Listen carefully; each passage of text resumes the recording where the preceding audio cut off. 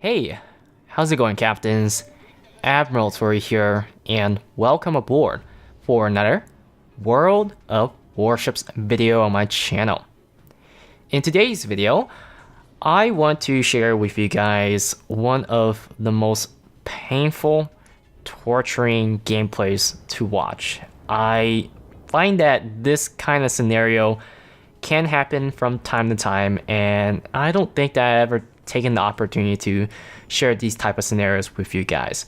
Funny thing is that it usually happens on this map in standard battle. So I am playing the tier 7 German destroyer. I don't know how to pronounce the name, so I'm just gonna let the Moss. I'm pretty sure there is a better pronunciation of this ship's name, especially the first name of the destroyer. If anyone unlocked the ship, you probably know the first name that never been shown on the name tag on this destroyer. So I was very cautious about my approach on this part of the map because this is one of the most congested part of the map and easily the first part of the confrontation 90% of the time. It just so happens that the 10% never happened, and I was in the situation where nobody's here.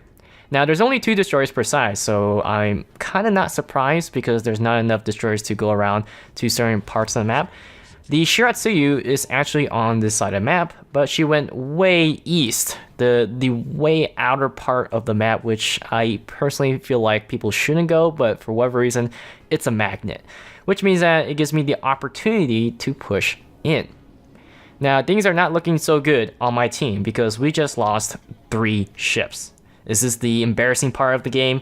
This is pretty common, right? Your team getting landslided.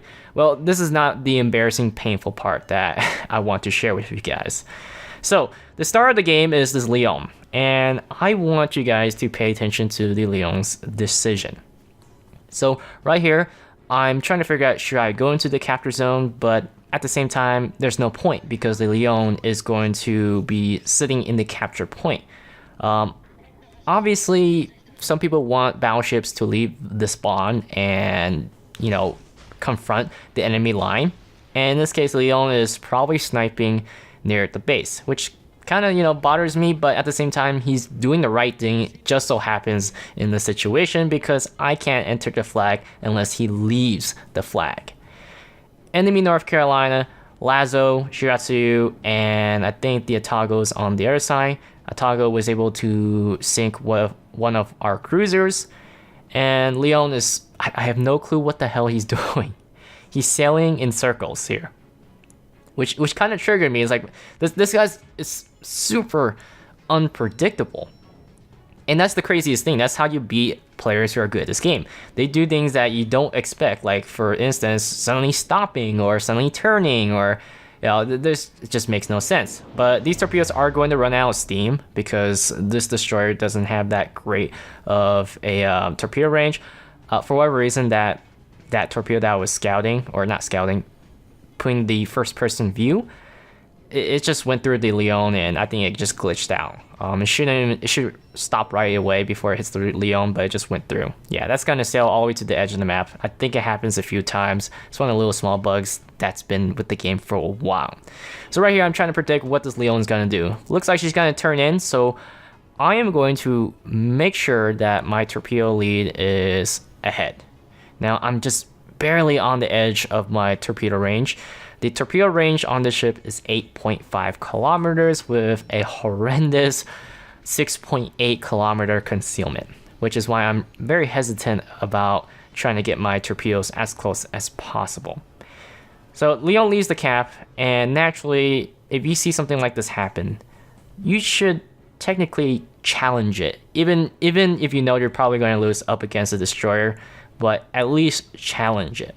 So Shiratsuyu notices that, and she's nearby, but I was very fortunate enough that the Baltimore and the I don't even know how to pronounce that American ship name to this day, but the Montpelier, if I pronounce it correctly, is going to block the Shiratsuyu, and it just so happens that those ships are in the way because they have radar against the Shiratsuyu. Leon, at this point, I'm just face palming. What is he doing?